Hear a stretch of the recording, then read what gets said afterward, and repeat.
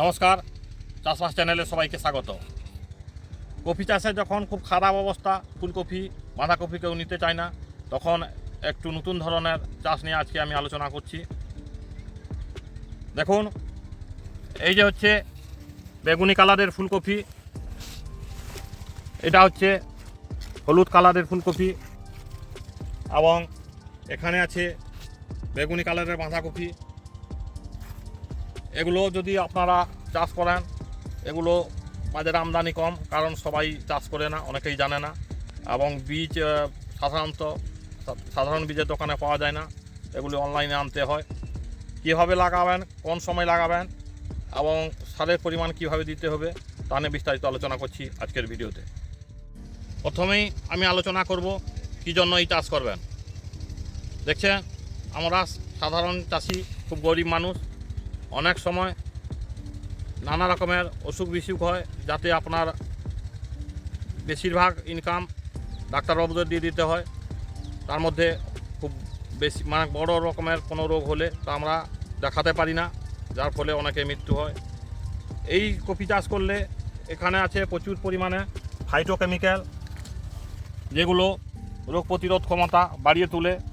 আপনার অনেক মানুষ অনেক মোটা হয়ে যান, সেই স্থূলত্বের পরিমাণ কমাবে এই কফি। সবথেকে মারাত্মক রোগ যেটা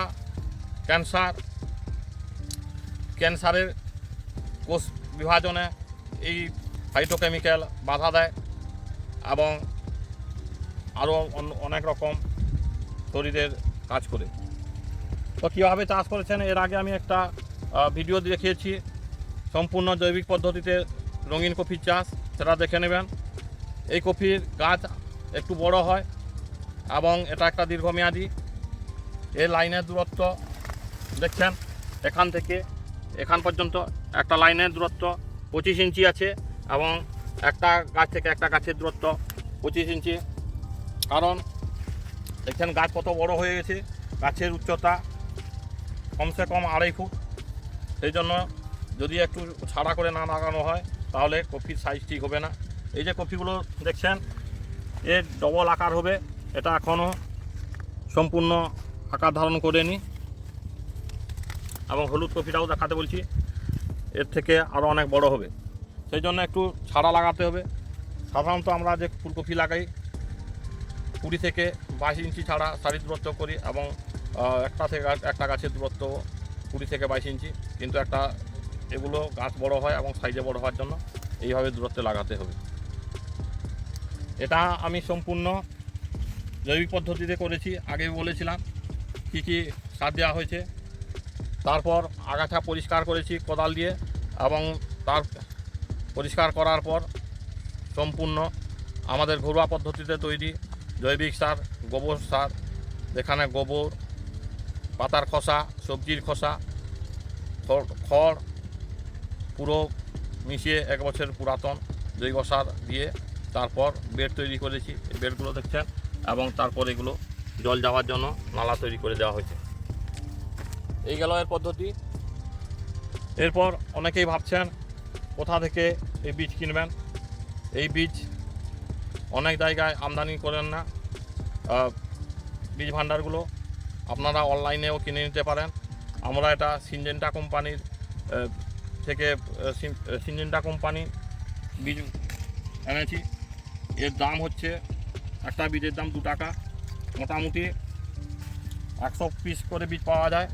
100 পিসের বীজের দাম হচ্ছে 170 থেকে 80 টাকা, এবং যদি অনলাইনে আপনারা কিনেন 50 থেকে 60 টাকা আপনারা কেজি খরচ পড়বে। এই চাষ করলে যখন খুবই ভাসা বাজার, অন্যান্য কফি আমি ভিডিও আগে ছেড়েছি, বিক্রি হচ্ছে না একদমই, কিন্তু এখনও এই কফি মার্কেটে 30 থেকে 40 টাকা দামে আমরা বিক্রি করছি। এই যে দেখছেন, এটা এছাড়া আছে বেগুনি রঙের বাঁধাকপি। এগুলো আকারে খুব বড় হয় না, কিন্তু ওজনদার।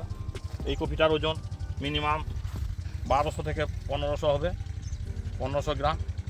এছাড়া এখানে প্রায় 300 পিস মতো ব্রোকলি লাগিয়েছিলাম, সেখানে ব্রোকলি কেটে বিক্রি করে দেওয়া হয়েছে।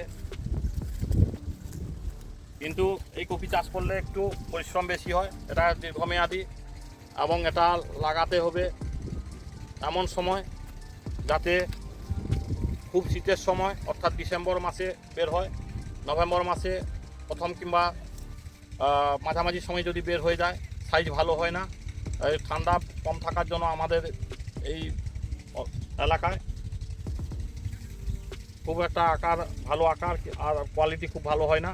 সেই জন্য এটা লাগাতে হবে অক্টোবরের প্রথম দিকে, অক্টোবর, নভেম্বর এবং ডিসেম্বরের মাঝামাঝি বা ডিসেম্বরের শেষের দিকে বেরিয়ে যাবে। এই ব্রোকলি 70 থেকে 75 দিন সময় লাগে এবং তার 5-7 দিন বেশি সময় লাগে এই হলুদ রঙের এবং এই বেগুনি কালারের ফুলকপি। কিন্তু একটা অসুবিধা হচ্ছে, আমাদের এই লোকাল মার্কেটে সবাই এগুলো খেতে জানে না, কিন্তু যারা চেনে তারা কেনে অবশ্যই বেশি দাম দিয়ে, কারণ ফাইটোকেমিক্যালের যে কাজ কি যারা যারা জানে শরীরের পক্ষে কতটা উপকারী, তারা দাম দিয়েও এই কফি কেনে।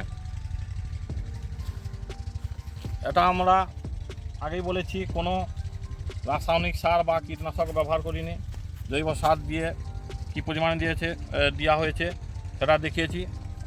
আপনারা ভাবছেন এই কপি তাহলে রাসায়নিক কীটনাশক যদি না ব্যবহার করা হয় তাহলে কী কীটনাশক ব্যবহার করব?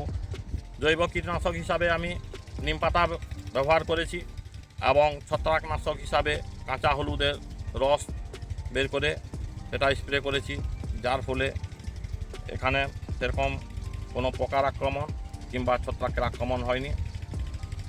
এই জৈব কীটনাশক এবং ছত্রাকনাশক এই সময় কাজ করে, খুব গরম হলে খুব একটা কাজ করে না। সেই জন্য এটা এমন সময় লাগাতে হবে যেন খুব শীতের সময় বের হয়, এবং ওই শীতের সময় বের হলে পোকামাকড়ের আক্রমণ কম থাকে এবং ছত্রাকের আক্রমণও কম থাকে। তাহলে এই রঙিন কপি চাষ সম্বন্ধে ভিডিওটি আপনাদের কেমন লাগলো কমেন্ট বক্সে অবশ্যই কমেন্ট করে জানাবেন। যদি ভালো লাগে লাইক ও শেয়ার করবেন, এবং আমার চ্যানেলের সঙ্গে যুক্ত থাকতে হলে চ্যানেলটিকে সাবস্ক্রাইব করে বেল আইকনটিকে অল করে দেবেন।